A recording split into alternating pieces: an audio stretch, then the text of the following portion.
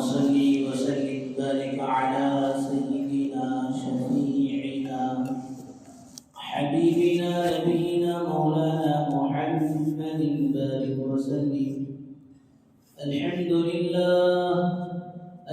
لله نحمده ونستعينه ونستغفره ونؤمن به ونتوكل عليه ونعوذ بالله من شرور أنفسنا ومن سيئات أعمالنا.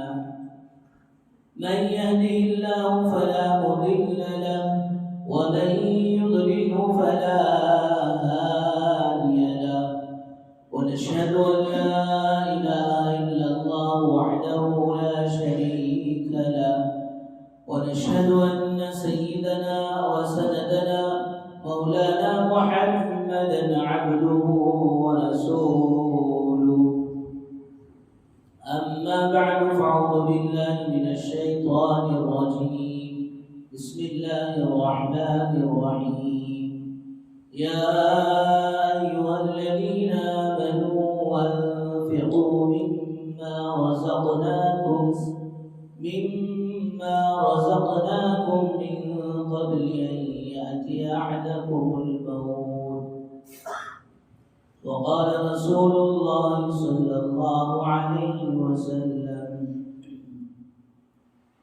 حب الدنيا رأس كل خطيئة، أو كما قال عليه الصلاة والسلام.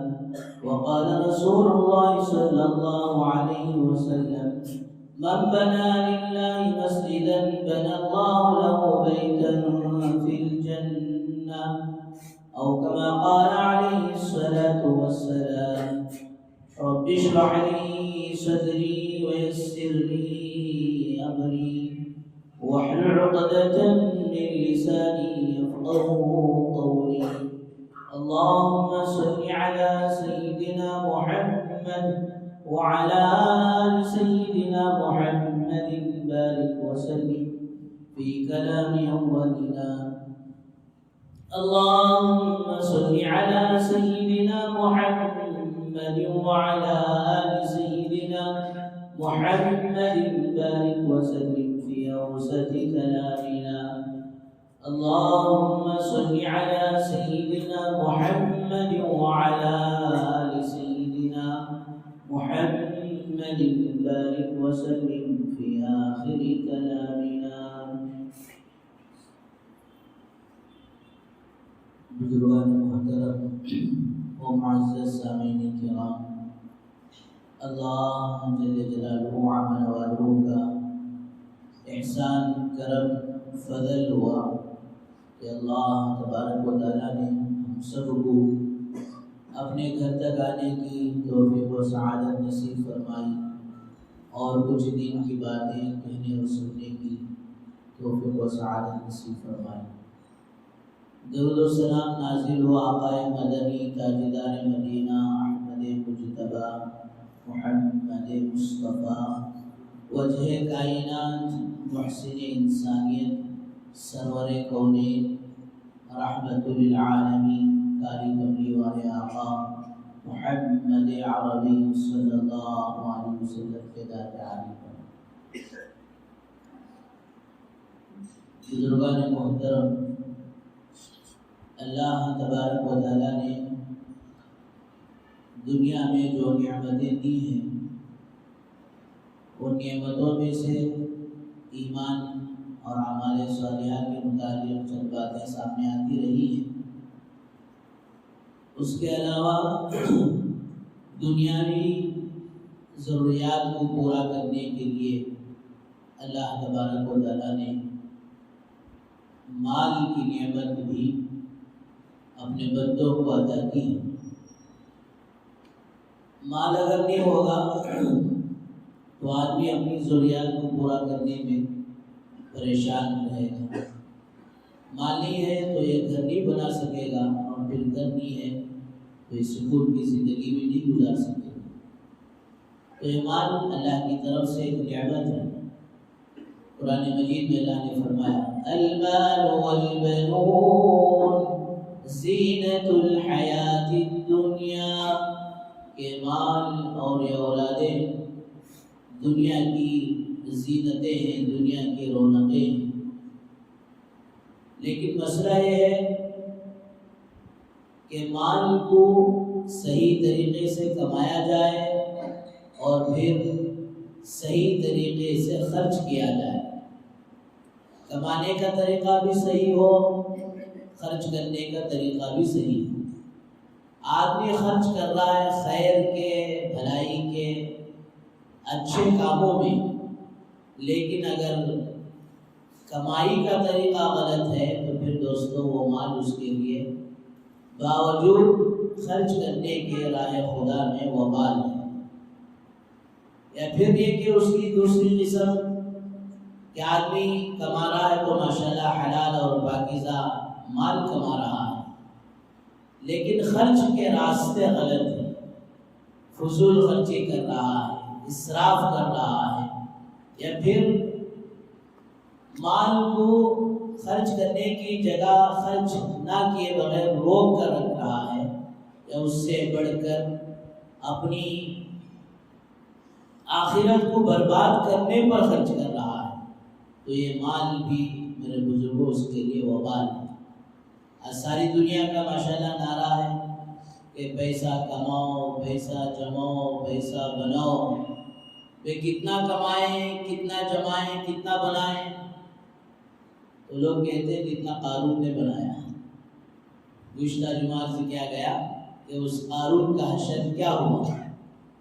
لذو حظ عظیم والا، بڑا نصیبے والا، لیکن جب وہ اس نے صحیح مال کو صحیح جگہ خرچ نہیں کیا تو وہ مال اس کے عذاب کا ذریعہ آخرت میں تو ہے ہی، دنیا ہی میں فخسفنا به وبداره الارض، کہ اللہ پاک نے اس کے مال کے ساتھ اس کو زمین میں دھس دیا۔ تو بہرحال بزرگوں دوستو، مال کما رہے ہیں، جما رہے ہیں، اور پھر جب دنیا سے جانے کا موقع آ جائے گا تو دوستو مال ہمارا ساتھ چھوڑ دے گا۔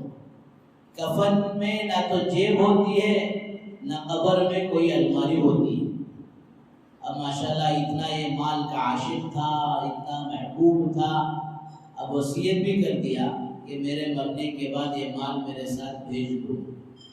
انہیں بول کو مریا تو بھی مٹھی ملا، رشتہ دار ساتھ بھیجنے کے لیے تیار نہیں، قبر میں ڈالنے کے لیے تیار نہیں نا بات، ہمارے ابا بولے تھے نا، وصیت کرے تھے نا، کہتے بھی کرو، ہمارے بابا دیوانے ہیں، کیا کہیں گے اولاد؟ ہمارے بابا بیوقوف، کہتی بھی دیکھی کہ حضرت، کہتی بھی دیکھی، نہیں تو کہتی بھی سنی، قبر میں لے جا کو مال ڈالے سو، دنیا میں رہتا کا انجوائے کرے، سوچ کرے، ہم نہ دیے نے، ہم نہ رکھے نے، جی ہمارے واسطے کیا بھی چھوڑے نے، اللہ حفاظت فرمائے۔ یہ تو سمجھ میں آتا ہے، لیکن قبر میں لے جا کر کیا کرے گا؟ اچھا اگر کوئی لے کر بھی چلا گیا میرے بزرگوں تو پھر وہ مال جس جگہ گیا ہے وہ نہیں چلتا۔ دنیا میں ایک ملک کی کرنسی دوسرے ملک میں نہیں چلتی، بلکہ بعض دفعہ نوٹ بندی کا مسئلہ آیا تو اس ملک کی کرنسی اسی ملک میں بھی نہیں چلی، 500 اور 1000 کے نوٹ بیانڈ ہو گئے، یا وہ خود ہمارے ملک کے پیسے ہمارے ملک میں نہیں چلتے۔ تو میرے بزرگ دوستو، اللہ نے یہ بڑی مختصر سی زندگی دی ہے، اس مختصر زندگی کو آخرت بنانے میں لگاؤ، آخرت کمانے میں لگاؤ۔ اللہ نے جو مال دیا ہے اس مال کے ذریعے سے اپنی آخرت کو بناؤ، اپنی آخرت کو سنوارو، ورنہ میرے بزرگوں دوستو یہ مال جس کو ہم نے صحیح راستے میں خرچ نہیں کیا، یہ سانپ کی شکل میں آ جائے گا، قبر میں آ کر کہے گا انا کنزوکا، میں تیرا خزانہ ہوں، لے اب ڈس رہا ہے، انا مالوکا، میں کوئی اور نہیں ہوں اور میں کوئی اور عذاب نہیں ہوں، اس مال کو تو نے چھوڑ کر گیا تھا اور جس مال کو تو نے لگانے کی جگہ نہیں لگایا تھا اور جس مال کا تو نے حق نہیں ادا کیا تھا، آج وہ مال سانپ کی شکل میں انا مالوکا، میں تیرا مال ہوں۔ اور پھر وہ سانپ جو دنیا کا سانپ ہوتا ہے فرمایا اسے مارنا چاہے تو مار سکتے ہیں، لیکن میرے بزرگوں قبر کے سانپوں کو فرمایا وہ کوئی مارنا چاہے تو مار بھی نہیں سکتا۔ عجیب عجیب عذاب قبر کے متعلق روایتیں ملتی ہیں کہ بے نمازی کو جو سانپ ڈستا ہے، ایک مرتبہ ڈستا ہے تو 70 ہاتھ 70 فٹ زمین کے اندر چلا جاتا ہے، چلا گیا بات ختم ہوئی نہیں، پھر اس کو نکالا جائے، اور وہ اتنا زہریلا ہوگا، اتنا زہریلا ہوگا، اگر خدا نہ خواستہ اس قبر والے کو عذاب قبر سے ہٹ کر زمین پر ایک مرتبہ دوستو ڈس دے، اس کے زہر کا اثر یہ ہوگا کہ ساری دنیا کے اندر کوئی پودا اگنے کی طاقت اور صلاحیت باقی نہیں رہے گی۔ اور اسی طرح جس مال کی وجہ سے وہ سانپ کی عذاب کی شکل میں بن جاتا ہے، اس کے متعلق روایت میں آتا ہے وہ بھی اتنا زہریلا ہوتا ہے کہ وہ خود اپنے زہر کو برداشت نہیں کرتا، جس کی وجہ سے اس کے جسم کے سارے بال صاف ہو جاتے ہیں، وہ تو بالکل گندا صاف ہوتا ہے۔ تو میرے بزرگوں بھائیوں دوستو، اللہ تبارک و تعالیٰ نے یہ جو ہمیں نعمتیں دی ہیں، اس نعمت کا صحیح استعمال، اس نعمت کو صحیح استعمال کرنا، اور پھر اس مال کو صحیح جگہ خرچ کرنا، اور اپنی آخرت کو بنانا اور سنوارنا۔ میرے اور آپ کے آقا سید الکونین رحمت للعالمین محمد عربی صلی اللہ علیہ وسلم ارشاد فرماتے ہیں کہ کوئی کسی کو معاف کرے اور اس کی عزت میں کمی آئے ہرگز نہیں ہو سکتا۔ اللہ کے نبی صلی اللہ علیہ وسلم قسم کھا کر ارشاد فرماتے ہیں کہ کوئی کسی کو معاف کرے اور پھر اس کی عزت میں کمی آ جائے، یہ ناممکن ہے، یہ ہو ہی نہیں سکتا۔ کہ جو معاف کرتا ہے، فرمایا دوستو اللہ تبارک و تعالی اس کی عزت میں بڑھاتے ہیں۔ اس لیے حدیث میں آتا ہے کہ ایک دوسرے کو معاف کرنا سیکھو، فاعف عنہم واستغفر لہم۔ خود اللہ کے نبی صلی اللہ علیہ وسلم کو اللہ تعالیٰ نے حکم دیا ہے کہ آپ ان حضرات صحابہ کو معاف بھی کریں اور ان کے لیے استغفار بھی کریں اور الٹا ان سے مشورہ بھی لیں۔ تو معاف کرنا یہ بہت بڑی صفت ہے۔ یہاں تک کہ روایتوں میں آتا ہے کہ دو آدمی لڑے، ایک آدمی حق پر تھا، حق پر ہونے کے باوجود، سچا ہونے کے باوجود اگلے والے کو معاف کر دیا۔ یہ نہیں کہا کہ بھئی میں حق پر ہوں، میں صحیح ہوں، غلطی تیری سے ہوئی ہے اور جھوٹ اور بھول تیرے سے ہوئی ہے، تو مجھ سے معافی مانگ، میں کہ کو معافی مانگوں۔ فرمایا دوستو اس طرح کا اس نے جھگڑا نہیں کیا، اس طرح کا مقدمہ کھڑا نہیں کیا، بلکہ کہا جا اللہ تجھے معاف کر دے، یہ خود آگے بڑھ کر معاف کر دیا۔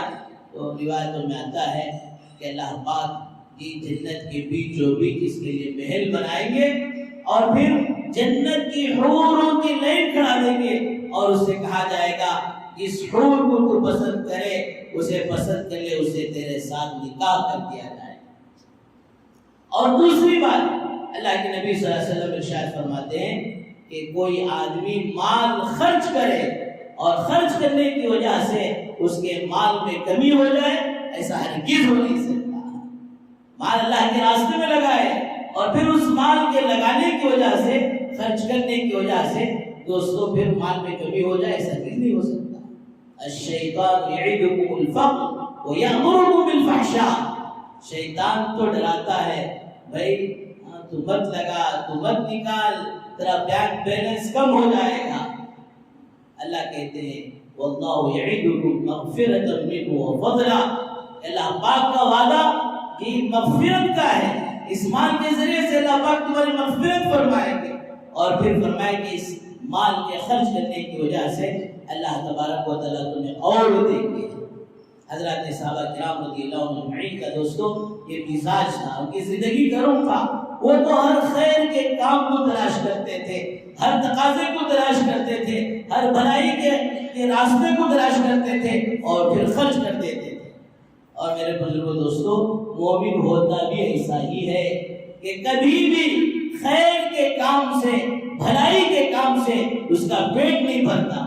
میں نے یہ کر لیا، میں نے یہ کر لیا، اب بس نہیں۔ مومن تو خیر کا متلاشی ہوتا ہے، خیر کو تلاش کرنے والا ہوتا ہے، وہ تو راستے دیکھتا ہے، کہاں مجھے موقع ملے، کب مجھے موقع ملے، جیسے مجھے موقع ملے میں اللہ کے راستے میں خرچ کروں۔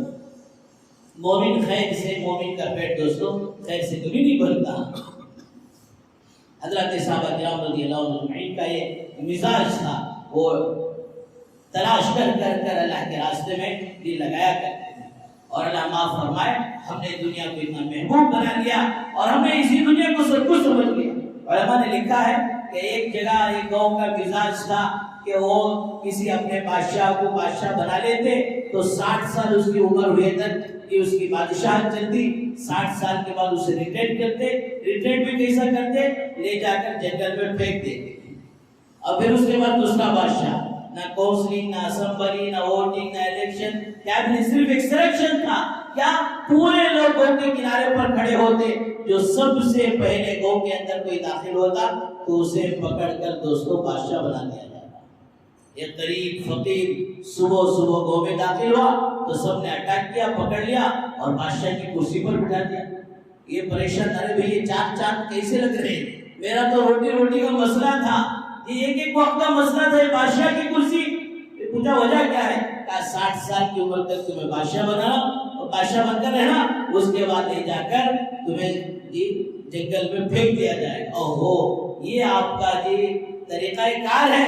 اچھا، تو اس نے پہلے ہی دن سے جیسے کرسی سنبھالا، میرے بزرگوں دوستوں، جنگل کو صاف کرانا شروع کیا، جنگل کو پاک کرانا شروع کیا، اور پھر اس جنگل میں اپنے سارے سہولیات اور اپنی ساری ضروریات کی چیزیں بنا لیا، اور پھر جب اسے پھینکا گیا تو دوستوں اسے کوئی ڈر نہیں تھا، وہ اطمینان سے اپنی ساری چیزیں تیار کر لیا تو آرام سے زندگی گزارنے لگا۔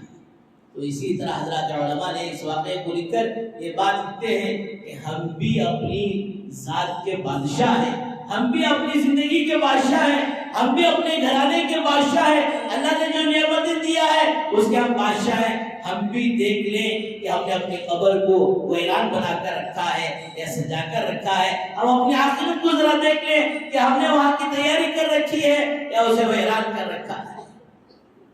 تو حضرت صحابہ کا مزاج تھا، جب بھی ماشاءاللہ اللہ کی طرف سے کوئی آیت نازل ہوتی، جبکہ کسی کا نام لے کر نہیں، عام ترغیب، لن تنالوا البر حتى تنفقوا مما تحبون۔ اللہ تعالیٰ نے آیت نازل کی، جیسی آیت نازل ہوئی سورہ آل عمران کی 4 پارے کی پہلے ہی صفحے کی پہلی آیت، صحابہ میں کھلبلی مچ گئی۔ اے اللہ، آپ تو یہ فرما رہے ہیں کہ عربی گرامر ہے، پہلا ہی لفظ لن ہے، یہ تاکید کے لیے ہے، اور تاکید بھی ہے، مستقبل بھی ہے، فیوچر بھی ہے، جس کا معنی ہوتا ہے ہرگز نیکی کے کامل درجے کو تم اس وقت تک نہیں پہنچ سکتے جب تک کہ تمہیں جو چیز محبوب ہو اس محبوب چیز کو اللہ کے راستے میں خرچ نہ کرو۔ آیت نازل ہوئی، حضرت طلحہ رضی اللہ عنہ، ابو طلحہ رضی اللہ عنہ اللہ کے نبی صلی اللہ علیہ وسلم کی خدمت میں آئے اور آ کر کہا، یا رسول اللہ، یہ آیت نازل ہو چکی ہے، میرے پاس تو میرا ایک بہت ہی زیادہ محبوب اور پسندیدہ مال ہے، وہ باغ ہے۔ فرمایا مسجد نبوی کے قریب تھا، یہ روحہ اس کا نام تھا، اور اس کے اندر ماشاءاللہ میٹھے پانی کا کنواں تھا، اور میٹھا پانی کا کنواں اس زمانے میں جب پانی کی سہولت نہیں تھی، میرے بزرگوں بہت بڑی نعمت تھی، اور اتنا میٹھا اور اتنا پیارا تھا کہ خود اللہ کے نبی صلی اللہ علیہ وسلم تشریف لے کر جاتے اور جا کر اس پانی کو پیا کرتے تھے، اس پانی سے وضو بنایا کرتے تھے۔ فرمایا ابو طلحہ رضی اللہ عنہ آئے اور آ کر کہا، یا رسول اللہ، یہ باغ مجھے سب سے زیادہ محبوب ہے، سب سے زیادہ پسندیدہ ہے، میں چاہتا ہوں کہ اس باغ کو اللہ کے راستے میں خرچ کریں۔ آپ صلی اللہ علیہ وسلم نے فرمایا، مال ربیع، مال ربیع، بہترین مال ہے، بہترین نفع کا مال ہے، یہ تمہارا بزنس ہے، تمہارا سودا، یہ بہترین بزنس ہے کہ تم نے اس کے ذریعے سے اپنی آخرت کو بنا دیا۔ پھر اللہ کے نبی صلی اللہ علیہ وسلم نے انہی کو والی بنا دیا اور انہی کو اس پر یہ ذمہ داری دے دی کہ یہ سارا باغ تم اپنے رشتہ داروں میں خرچ کرو۔ حضرت صحابہ کرام رضی اللہ عنہ اجمعین کے اندر دوستوں بے چینی و بے قراری ہوتی کہ یہ نہیں کہ جس کے پاس آج مزاج ہے کہ جو مالدار ہے وہی جو ہے خرچ کرے، امیر خرچ کرے اور غریب رہنے والا ہمارا مزاج بن گیا. نہیں، فرمایا ہر کوئی خرچ کرے، بلکہ جگہ جگہ اللہ تبارک و تعالیٰ نے مالوں کو اللہ کے راستے میں خرچ کرنے کا یہ حکم دیا ہے. حج ایک مرتبہ فرض ہو گیا تو دوبارہ نفل حج کرنے کا پورے قرآن میں آپ کو کوئی حکم نہیں. حج فرض تو ادا کرنا ہی ہے، لیکن نفل حج کا اسی طرح اور نوافل کا یہ معاملہ ہے. لیکن مال کے بارے میں تو فرمایا کہ اس مال کو بار بار اللہ تعالیٰ نے خرچ کرنے کا حکم دیا. من ذا الذی یقرض اللہ قرضا حسنا، اللہ پوچھتے ہیں کہ تم میں سے کون ہے جو تم اللہ کو قرض دے. اور پھر جگہ جگہ اللہ تعالیٰ نے اس بات کا اشارہ بھی دیا کہ جو مال میں نے دیا ہے، یا ایھا الذین آمنوا انفقوا مما رزقناکم من قبل ان یأتی یوم لا بیع. اے ایمان والو، غیروں کو یہ حکم ایمان والوں سے اللہ تعالیٰ مخاطب ہے. اے ایمان والو خرچ کرو، انفقوا مما رزقناکم، جو مال میں نے تمہیں دیا ہے اس مال میں سے خرچ کرو. جس دن اس دن کے آنے سے پہلے خرچ کر لو.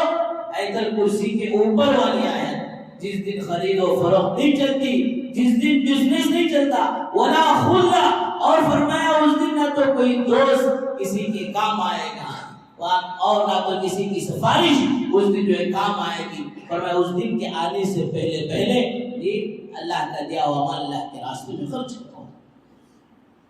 اور ایک جگہ تو فرمایا ایاتی احدکم الموت، ایمان والو اپنے مال کو اللہ کے راستے میں لگا لو موت کے وقت کے آنے سے پہلے.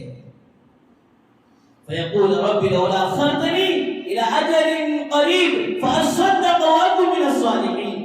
اے اللہ ایک مہلت مجھے، ایک چانس مجھے دوبارہ دے دیں اور پھر میں پورے کا پورا مال صدقہ کرتا.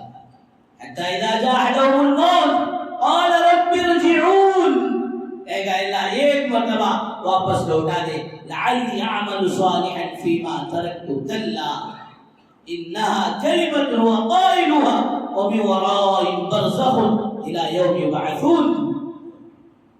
جب موت کا وقت آتا ہے تو آدمی تمنا کرتا ہے، حسرتیں بھرتا ہے، اے اللہ ایک موقع مجھے دیجیے تاکہ میں واپس جا کر لعلی اعمل صالحا، کہ میں سارے کے سارے عمل صالحہ میں وقت گزاروں اور پھر اپنا پورا جان، اپنا پورا مال اور پورا وقت اللہ کے دین پر لٹا دوں.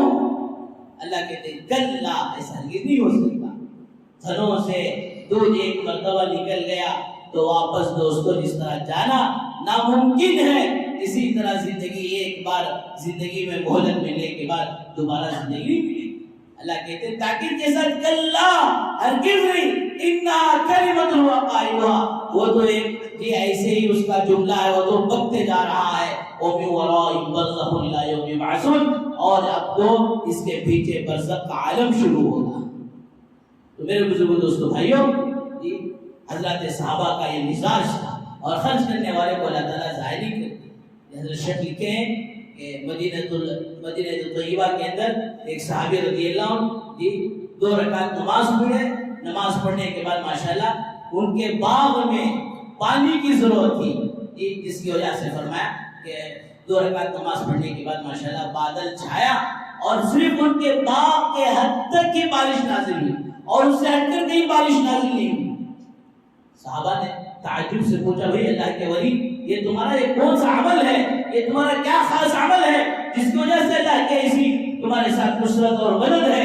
فرمایا کہ اللہ تبارک و تعالیٰ نے جو مال مجھے دیا ہے، جو کھیتی مجھے دی ہے، فرمایا اس میں سے میں 3 حصے کرتا ہوں. ایک حصہ تو اپنے لیے رکھتا ہوں، اپنی بیوی بچوں کی ضروریات کے لیے.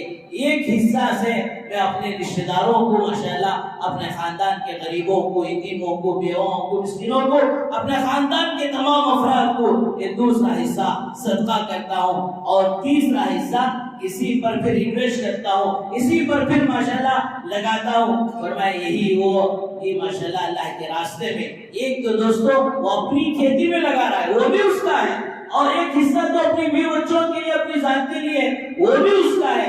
صرف ایک حصہ ماشاءاللہ وہ باہر یہ اپنے دوست احباب میں رشتہ داروں میں لگاتا ہے، جس کی وجہ سے اللہ تبارک و تعالیٰ آسمان سے ان کے ساتھ خاص مدد کا معاملہ کرتا ہے۔ تو بہرحال بزرگوں دوستوں، اسی طرح حدیث میں آتا ہے من بنا للہ مسجدا بنى اللہ له بیتا فی الجنہ، کہ جو آدمی دنیا میں اللہ کا گھر بنائے، فرمایا اللہ تبارک و تعالیٰ جنت میں اس کے لیے محل بنا دیتے ہیں۔ اور فرمایا اس کی نسبت اللہ کے ذات سے ہے۔ ایک تو ہم اپنے گھر بناتے ہیں، فرمایا کل من علیہا فان میں وہ سارے کا سارا فنا اور برباد اور ختم ہو جائے گا، لیکن مساجد کے بارے میں آتا ہے اللہ پاک ان ساری مساجد کی جگہ کو کعبۃ اللہ میں رکھیں گے اور پھر کعبۃ اللہ کو آسمانوں پر اٹھا لیں گے۔ اور فرمایا کہ جو آدمی وضو کر مسجد کی طرف چلتا ہے، جس کی وجہ سے فرمایا ایک ایک قدم پر ایک ایک گناہ دوستوں معاف ہو رہے ہیں، ایک ایک نیکی لکھی جائے۔ اور اس سے آگے فرمایا ایک آدمی مسجد میں آ گیا، مسجد میں آ کر بیٹھا، نہ تو نماز پڑھ رہا ہے، نہ تو ذکر کر رہا ہے، نہ تو دعا کر رہا ہے، خاموش بیٹھا ہے، اور فرمایا بیٹھنے کے بعد اس کی جو مسجد میں سانسیں چلتی ہیں، ایک ایک سانس پر اللہ تبارک و تعالیٰ 10 نیکیاں اس کے نام اعمال میں لکھا دیتے ہیں۔ تو بہرحال میرے بزرگ دوستوں، ماشاءاللہ مسجد مہاجر کے مصلیان کرام بڑے خوش نصیب ہیں۔ یہ آپ کی تعریف کرنا مقصود نہیں ہے، جب بھی باہر سے کوئی علماء آتے ہیں، اللہ والے آتے ہیں، یا پھر اور کوئی مخلص احباب آتے ہیں، جب یہاں کا ماشاءاللہ جائزہ لیتے ہیں کہ ایک تو دارالاقامہ کا ماشاءاللہ 50 طلبہ کا نظام ہے، اور پھر مکتب میں 200 طلبہ آتے ہیں، اور پھر ماشاءاللہ مسجد کا نظام ہے، یہ سارا نظام ایک پیسے آمدنی کے بعد یہاں کے مصلیان کرام سے، یہاں کے اہل محلہ سے، اور محلہ بولے تو وہ بھی گھنی آبادی کا بہت بڑا محلہ، وہ ایسا بھی نہیں ہے بلکہ یہ چھوٹا موٹا محلہ ہے، اس سب کے باوجود ماشاءاللہ سارے اخراجات الحمدللہ ثم الحمدللہ یہاں سے پورے ہوتے ہیں۔ تو ماشاءاللہ آپ کے حق میں دعائیں بھی دے کر جاتے ہیں۔ ماشاءاللہ بزرگوں دوستوں، اسی طرح کا ایک تقاضا اور ہمارے سامنے آیا ہے، انشاءاللہ امید ہے کہ اس تقاضے میں بھی بھرپور انشاءاللہ آپ بڑھ چڑھ کر حصہ لیں، کیوں بھی نہیں انشاءاللہ۔ یہ ماشاءاللہ فرسٹ فلور کے بعد جو سیکنڈ فلور ہے، یہاں پر کبھی کبھار جمعہ کی چھٹی ہوتی ہے تو ماشاءاللہ لوگ بڑھ جاتے ہیں۔ اسی طرح دارالقامہ میں پہلے 30 بچوں سے کام چلتا تھا، 2 کلاسوں میں کام ختم ہو جاتا تھا، ماشاءاللہ اب 50 بچے ہو گئے۔ اور حفظ کا معاملہ یہ ہے کہ ایک ہاتھ میں ساری کلاسیں لگتی ہیں، تو اس کی وجہ سے دوستوں ان بچوں کے لیے بھی، مہمان رسول کے لیے بھی تنگی ہے، اور پھر بعد رمضان اور ایک کلاس بھی ماشاءاللہ بڑھانے کا یہ معاملہ ہے۔ تو اس نے فرمایا کہ سیکنڈ فلور میں وہ پورا ماشاءاللہ مسجد ہی کی مسجد نما ایک جو شٹ ماشاءاللہ یہ پورا فلور بنانا ہے، اور جس میں ماشاءاللہ رمضان کے اندر مصلیاں بڑھ جائے، افطاری کا معاملہ ہو، تو ماشاءاللہ افطاری کرانے کے لیے یہ ساری سہولتوں کے لیے ماشاءاللہ ذمہ داروں نے ہمت کی ہے، اور ماشاءاللہ یہ ارادہ کیا ہے کہ ایک فلور اوپر بھی بنانا ہے، جس کے لیے 20 لاکھ روپے کا خرچ ہے۔ اب 20 لاکھ روپے بولے تو ڈرنے کی کوئی بات نہیں، اس میں بھی تقریباً ایک بڑا حصہ مسجد کے کمیٹی اور ذمہ دار احباب، اللہ تعالیٰ انہیں جزائے خیر نصیب فرمائے، کہ اپنی طرف سے کرنے کا ارادہ کیے ہیں۔ اب کچھ آدھا اور پونا حصہ دوستوں باقی ہے، کوئی بڑا مشکل کام نہیں ہے، یہ بنگلور ہے ماشاءاللہ، خالی سمجھے آئی کر دو، جو گوشت لگاتے ہیں بکرے کا اتنے پیسے لگے تو بھی سارے مسلح مل کر کام بن جاتا ہے۔ کیا مطلب 500 آبا ماشاءاللہ نماز پڑھ رہے ہیں، ایک ایک مصلی اپنی طرف سے۔ اس سے پہلے مسجد کا جو مینار بنایا گیا 70,000 کا معاملہ تھا، ایک عورت نے پہل کی اور ماشاءاللہ 3,000 روپے اپنی طرف سے پہل کر پہلے دے۔ تو ایک ایک مصلی کم سے کم، جو ماشاءاللہ بڑے لوگ ہیں وہ اس بات پر ناراض نہ ہو جائیں، ہمارے حیثیت سے حضرت بہت کم بولتا لینا، یہ کم سے کم کی بات کر رہا ہوں۔ ہر مصلی، غریب سے غریب مصلی بھی ماشاءاللہ 2,000 روپے اگر لگایا تو 500 آدمی 2,000 روپے دے رہا ہے، کم سے کم کی بات کرو۔ کتنے لاکھ ہو گئے؟ کتنے لاکھ ہو گئے؟ تو میں 20 لاکھ بولے گا تب پیچھے میں آؤٹ ہو گئے، اب کیا پوچھے تو بھی 10 لاکھ روپے بآسانی سے ہو گئے۔ اللہ نے مال دیا ہے، اللہ نے توفیق دی ہے، اور بڑھ چڑھ کر ماشاءاللہ آپ حصہ لیتے ہیں۔ 5,000 لگائیے، 10,000 لگائیے، اللہ جتنی توفیق دے، فرمائے اخلاص کے ساتھ، خوش دلی کے ساتھ۔ یہ ماشاءاللہ منگن پاڑے میں بھی بہت ساری مساجد کا کام چل رہا، ادھر نیچے ڈور میں مساجد کا کام چل رہا، اور کہیں موقع ماشاءاللہ جانے کا نہیں ہے۔ جس طرح آپ حضرات پہلے سے بڑھ چڑھ کر حصہ لے رہے ہیں، یہ بھی ایک موقع ہے ماشاءاللہ کہ ہم اپنا گھر اور اپنا محل جنت میں بنا لیں، سجا لیں، تو اس کے لیے ماشاءاللہ اس کار خیر میں بڑھ چڑھ کر حصہ لیں۔ نماز کے بعد ماشاءاللہ جہاں ذمہ دار احباب باہر بیٹھتے ہیں وہاں اپنی طرف سے، اپنے مرحومین کی طرف سے صدقہ جاریہ میں ضرور نام لکھاتے ہوئے، ضرور کچھ نہ کچھ حصہ لیتے ہوئے، یہ جو چادر پکڑی جاتی ہے یہ چادر تو مسجد کے اخراجات کے لیے، اس چادر میں اسے نہ ملائیں بلکہ الگ سے اپنا نام لکھا کر ماشاءاللہ بڑھ چڑھ کر حصہ لیں۔ جب تک ماشاءاللہ تا قیامت مسجد باقی رہے گی، مدرسہ باقی رہے گا، آپ کے لیے ماشاءاللہ یہ مسجد و مدرسہ صدقہ جاریہ بنے گا۔ قبر میں ہم پہنچیں گے، فرمایا یہاں کا ہر عمل، ہر نیک عمل کا اجر و ثواب بھی آپ کو برابر پہنچتا رہے گا۔ اللہ تعالیٰ سے دعا فرمائے اللہ تعالیٰ اس کار خیر میں ہم سب کو بڑھ چڑھ کر حصہ لینے کی توفیق نصیب فرمائے، اور عافیت کے ساتھ رمضان سے پہلے بلکہ شعبان سے پہلے اس کام کو اللہ تعالیٰ پائے تکمیل تک پہنچائے۔ وآخر دعوانا الحمدللہ رب العالمین۔ جو حضرات سنت میں پڑھے